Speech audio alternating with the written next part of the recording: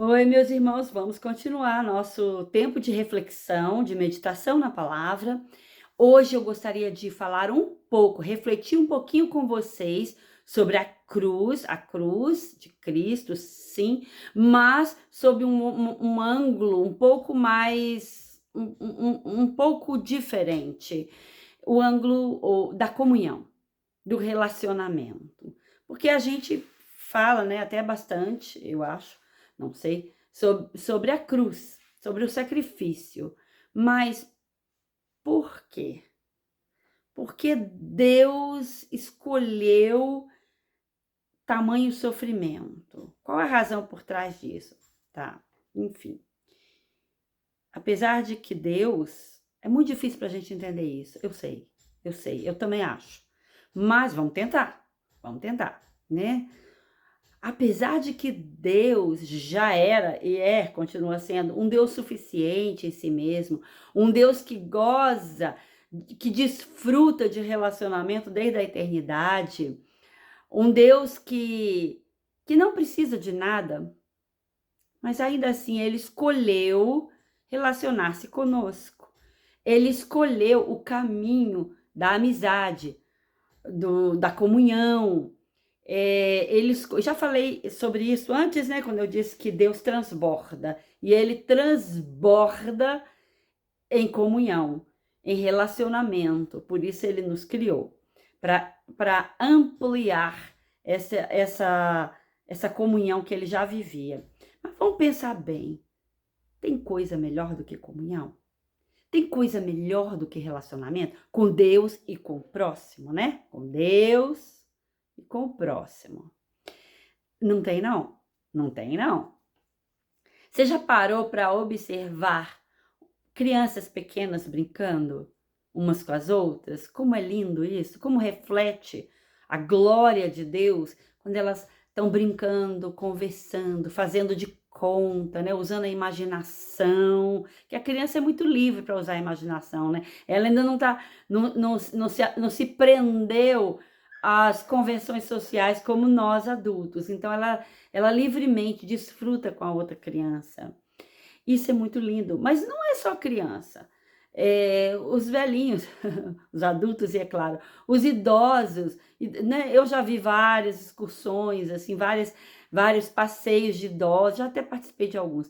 E eles, quando eles estão desfrutando uns dos outros, contando histórias, rindo, é, inocentemente até, né? Livres também. Então, gente, tudo isso reflete, apesar apesar de nós, mas reflete quem Deus é, como ele ama comungar com seus filhos. Então, pois bem, quando Deus nos criou e nos colocou ali no Éden, né, no jardim, o jardim, ele, apesar de ser um exemplo, né, de um ambiente bom, a gente consegue só imaginar, pelo que a Bíblia fala, né, mas um ambiente bom, um ambiente de fartura, de frutos, né, um ambiente onde tinha animais, sem o peso do pecado, sem as consequências nefastas do mal ainda. Apesar de tudo isso, do ambiente bonito, gostoso, do lar que era o jardim, a coisa mais importante no Éden, mais importante de todas, o ápice do Éden, não eram as frutas, nem as flores, nem a comida, nem a fartura, nem os animais, não era o ambiente físico em si, apesar de importantíssimo. A coisa mais importante do Éden é que ele representa, e ele era e continua representando para nós, a comunhão. O lugar onde Deus andava e comungava com o ser humano, né? O lugar de amizade, o lugar de relacionamento santo e profundo e completo. Pois bem, do jardim, Deus colocou a árvore do conhecimento do bem e do mal, que ela se tornou um tipo de teste, né? Chegou mesmo a tentação, porque o diabo entrou ali e tem toda a história que nós conhecemos. Mas antes de ser uma tentação, era um teste. E algumas pessoas perguntam assim, mas por que é que Deus colocou esse teste no jardim? É quase como você coloca uma criança e diante dela um chocolate e fala: "Não toca nesse chocolate", né. Lembra que a criança de hoje, a criança que nós conhecemos, é uma criança que nasceu debaixo do pecado, do mundo já caído. Adão e Eva não estavam debaixo de um mundo caído não, tá. Isso é importante. E uma das razões, ou talvez a razão principal, creio eu, a razão principal do teste, da árvore estar ali com seus frutos diante dos olhos deles, apesar de que eles não estavam com fome, tinha muitos outros frutos para eles desfrutar. Mas o teste, meus irmãos, é porque eles precisariam crescer em maturidade. Quando foram criados, homem e mulher, eles eram perfeitos na sua humanidade, mas eram ingênuos, eram inocentes, eram. Eu não quero usar o termo bobinho, porque eu não acho isso. Eles tinham muita inteligência, eram pessoas adultas, feitas à imagem de Deus, mas eram ingênuos ainda. Eles precisariam passar pelo caminho do descobrimento, de desenvolver as percepções deles, de entender um tanto de coisas que eles ainda não entendiam. Eles precisariam crescer em maturidade. Por quê? Porque a gente só desfruta da plena humanidade na maturidade. Creio eu, a gente vai desfrutar dessa total e plena humanidade depois que Jesus voltar, quando nós formos participantes do novo céu e da nova terra. Mas a nossa caminhada aqui na terra até esse dia é crescendo, crescendo, crescendo, adquirindo um pouquinho mais, um pouquinho mais, um pouquinho mais. E maturidade é quase que sinônimo de santidade, de amor, né? Maturidade aos olhos de Deus, não aos olhos dos psicólogos e dos terapeutas, não aos olhos carnais, mas aos olhos de Deus. Maturidade é isso. E Deus quer nos levar, quando Ele diz que Ele quer que a gente cresça até alcançar a estatura do varão perfeito, Ele está falando disso, de maturidade, de santidade, de plenitude de amor, de parecer-se com Jesus, do Adão perfeito, né? O Adão que não pecou, né? O Adão como ele foi feito antes do pecado. Pois bem, então Deus colocou aquele teste no jardim. Não é porque Deus queria. Deus não é mau, a gente sabe disso, né? Deus não tem prazer em, eu vou botar um teste ali, eu quero ver se eles conseguem, eu quero ver. Não é nada disso.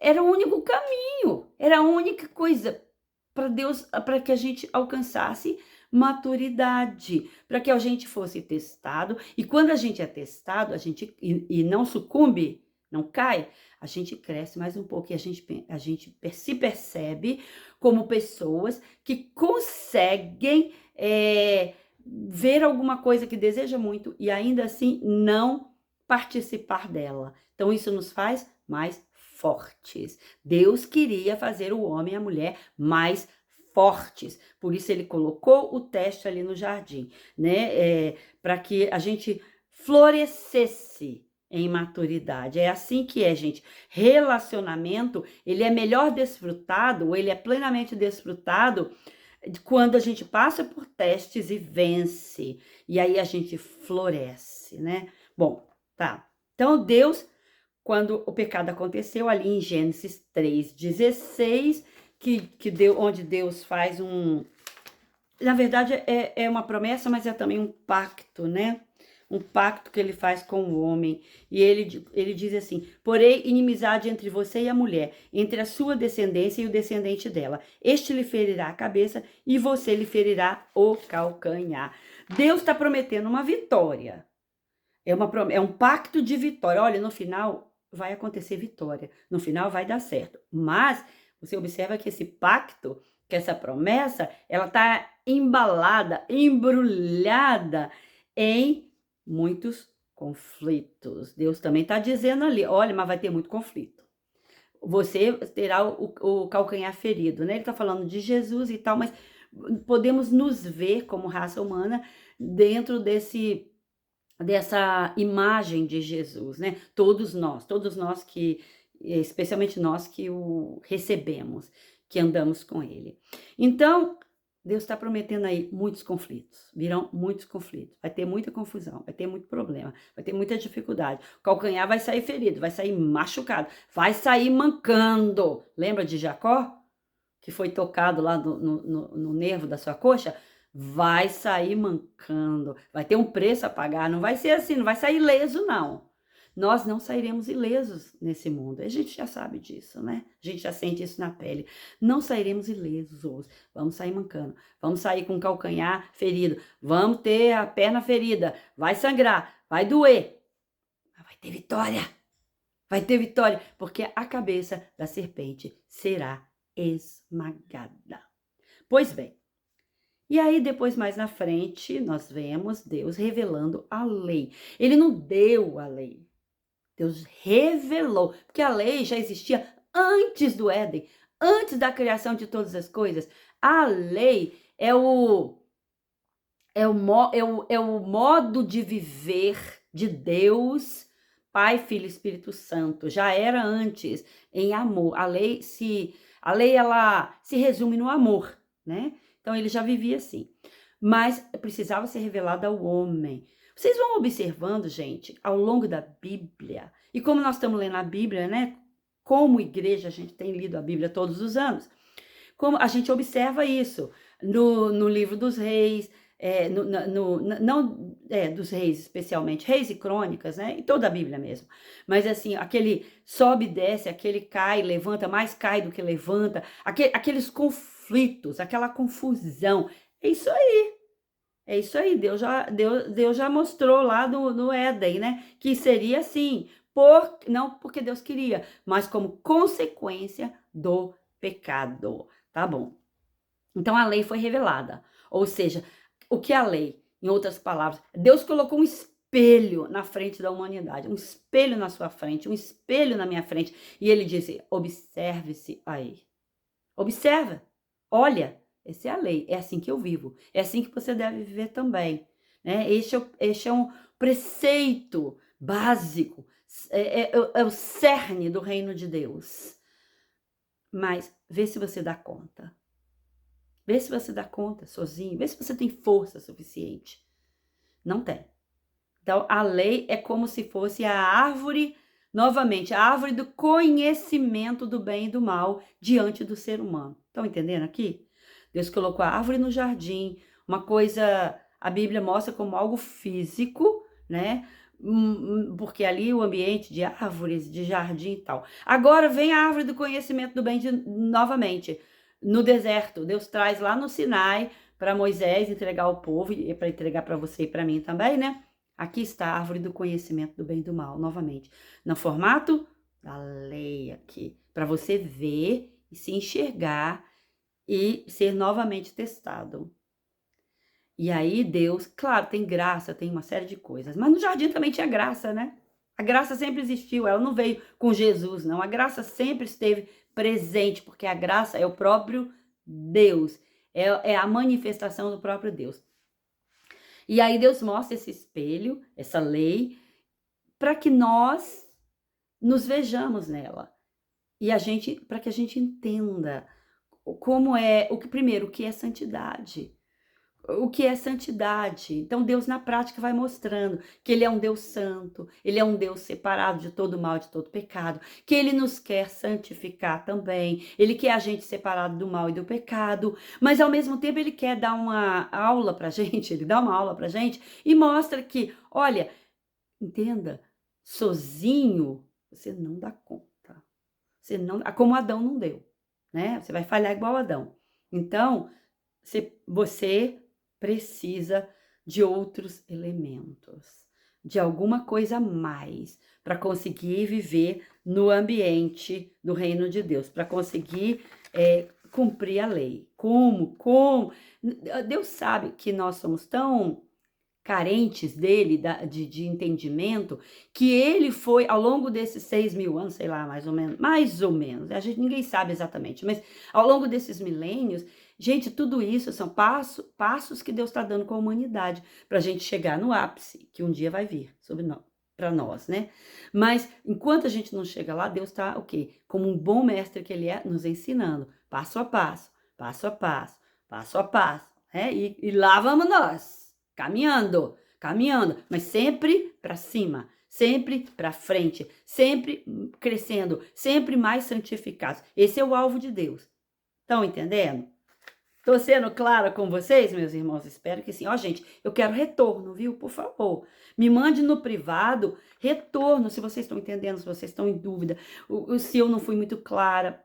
E provavelmente não serei mesmo, porque é algo muito profundo e complexo. Então, a gente vai dando o melhor e vai cada vez trazendo um pouquinho mais de revelação, para que juntos nós possamos crescer, né?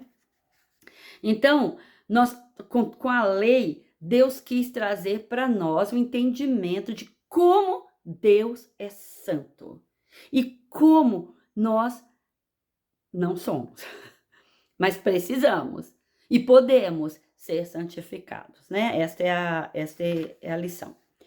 A santidade, ela é libertadora.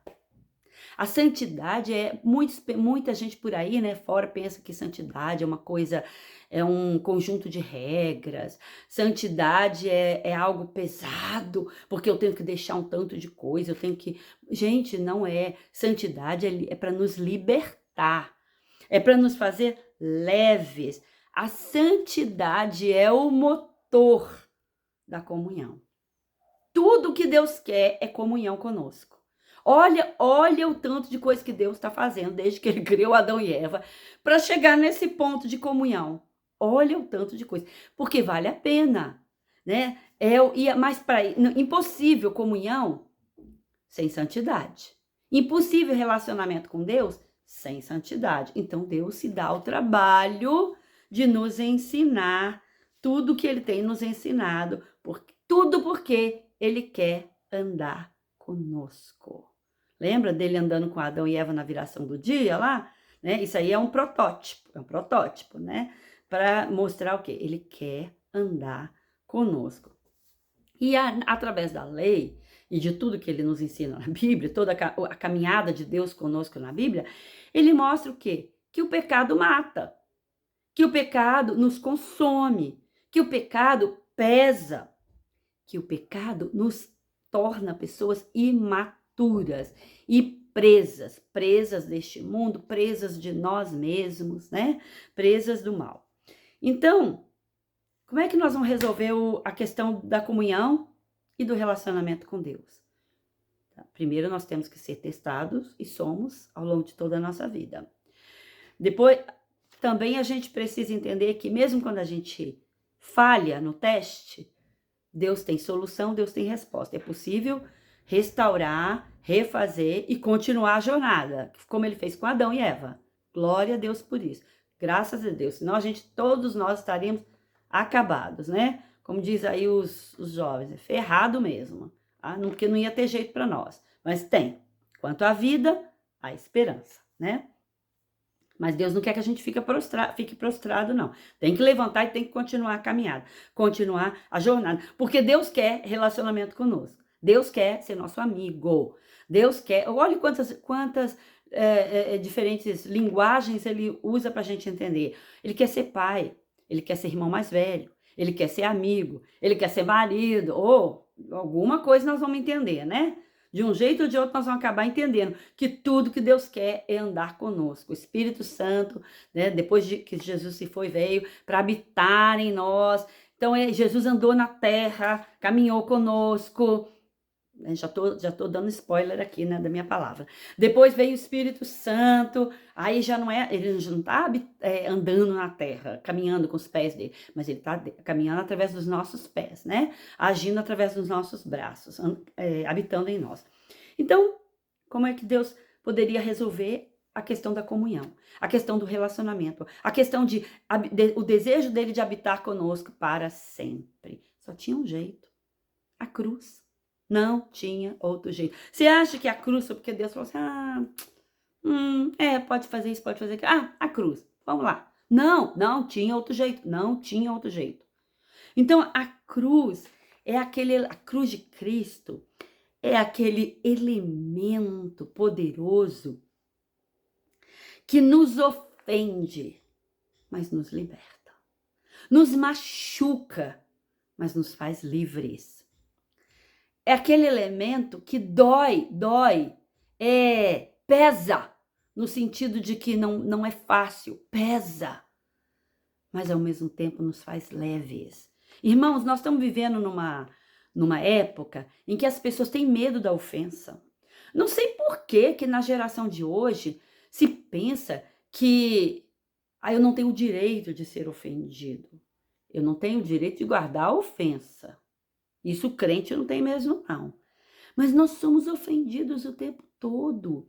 E a gente tem que ser forte, maduro o suficiente, santo o suficiente para aguentar isso. As ofensas vêm de várias formas, né? Tem as ofensas daquelas pessoas que são malignas mesmo, não gostam da gente, ninguém é obrigado a gostar, né? Mas que são malignas e elas nos ofendem para acabar com a gente mesmo, para nos humilhar, para nos espizinhar. Tudo bem. Jesus foi ofendido. Jesus foi ofendido. Gente, ser cristão é ser ofendido. Agora, eu quero falar de um outro tipo de ofensa. Aquela ofensa que vem da cruz, porque ela entra, não a cruz, né? Não a cruz física, mas o ato da crucificação, o simbolismo da cruz, penetra nossa alma, nosso espírito, é como uma espada que entra lá dentro. Por quê? Porque assim como a lei, né? A cruz ela vai muito além da lei. Mas assim como a lei, que é um espelho que é colocado diante de nós, para que possamos ver nossas falhas, nossas dificuldades, nossa necessidade, a cruz, o elemento que Deus usou para ferir o nosso coração e mostrar para nós que sim, aquilo foi doloroso, sim, aquilo foi machucou o nosso Senhor, machucou Deus, vamos falar assim, porque Pai, Filho e Espírito Santo foram machucados ali na cruz. E assim, tem cânticos e tem várias coisas que as pessoas falam, Jesus foi abandonado. Jesus não foi abandonado na cruz. A Bíblia não mostra isso. É uma leitura superficial que faz a gente pensar isso. Porque Jesus está ali citando o Salmo 22, Deus meu, porque me desamparaste, né? Mas você vai lendo o Salmo, era um costume judaico, era e é até hoje. Eles sabem a Bíblia de cor quase, né? Então eles só, às vezes, dão o início do texto. E tá implícito todo o texto, porque eles sabem o texto todo. Então, quando você vai ler o Salmo 22 todo, você vai ver que em momento algum Deus abandonou, mas foi o sentimento de abandono. Quantas vezes nós nos sentimos assim? Parece que eu tô sozinho, parece que eu tô abandonado. Né? Isso aí, gente, são hipérboles da própria, são figuras de linguagem, é poesia, é assim que eu me sinto. Davi usava muito isso, tanto que Salmo 22 é dele, né? Davi usava muito, Jesus também, o próprio Deus, através dos profetas, ele usa muitas figuras de linguagem, é para expressar emoções, para expressar sentimento. Mas Deus nunca abandonou Jesus, assim como ele não abandona a gente nunca, né? Mas às vezes nós nos sentimos assim, tá? Que fique bem claro. Então a cruz, ela ofende nesse sentido que eu tô falando, aquela ofensa que vem para libertação. Lá o livro de Oséias fala: o Senhor nos feriu, mas o Senhor vai nos curar. Essa ferida que vem de quê? Da consequência do pecado, do calcanhar ferido e machucado. O pecado faz isso mesmo, mas é para bem, é para que a gente possa contemplar Jesus ali na cruz e todos nós que fomos crucificados com ele. É para doer mesmo, é para ofender mesmo, é para a gente sentir machucado, porque Jesus foi machucado. A Bíblia fala que ele foi moído pelas nossas transgressões. Como isso não vai ofender? Nós não podemos fazer parte desse espírito, desse mundo agora. Ai, me ofendeu. Ai, me machucou. A Bíblia ofende mesmo. A Bíblia fala o que é certo, e o que é errado. Ela fala que o pecado leva à morte, que quem pratica o pecado vai para a morte eterna, vai para a perdição eterna, vai para o fogo eterno, seja esse fogo literal ou analogia, eu acredito mais que é analogia, mas que é fogo, que consome, que é consequência do mal, consequência do pecado. Esse fogo do inferno já começa aqui, aqui na terra, porque ele queima a alma das pessoas que andam no pecado, ele queima a identidade de quem vive nas trevas, ele queima. Agora, esse queimar é um queimar com a intenção de purificar.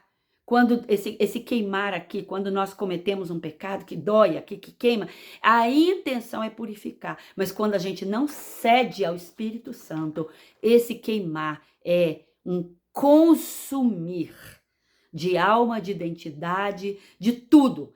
Vai consumindo. E não é assim que muitas pessoas estão hoje em dia, infelizmente, sendo consumidas pelo pecado e pelo mal. Então a cruz, ela ofende. A cruz é dor, mas a cruz é libertação. A cruz é trazer de volta nossa identidade, é trazer de volta aquilo que Deus entendeu, entendeu. Aquilo que foi intenção de Deus desde o início, para que fôssemos. A cruz é o conflito que carrega a vitória. E não tem jeito de alcançar a vitória, a não ser por essa cruz, que nos ofende, que nos mói, mas nos liberta. Nós vemos o tempo todo Deus está falando de cruz na Bíblia, né?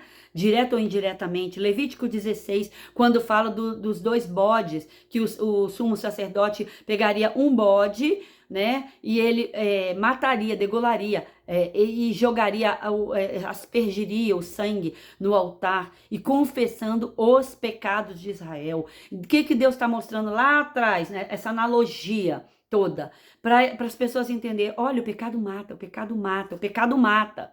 Ah, hoje o pessoal fica, nossa, mas a Bíblia é cheia de sangue, é cheia de sacrifício, coitadinho dos animais, ai, coitadinho do ser humano, que está sendo morto, que está sendo lançado no inferno. Então, Deus ele não se eximiu de mostrar de forma grotesca, dolorosa, feia mesmo, animais sendo degolados, sendo mortos. Não é para ser bonito, não. Não é para ser bonito.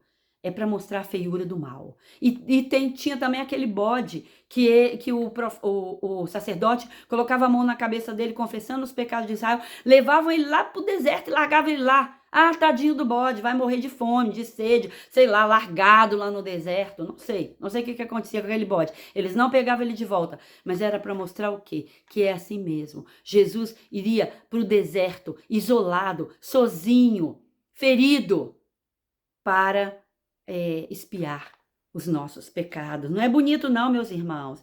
Mas os profetas, nós vemos eles na Bíblia, falando de um Deus irado, de um Deus muitas das vezes enraivecido, irado por causa do pecado, mas ao mesmo tempo um Deus apaixonado. Volta para mim, ele falava para Israel, volta para mim, vem para mim que eu te quero. Eu lavo você de novo, eu te purifico, eu limpo você, volta para mim.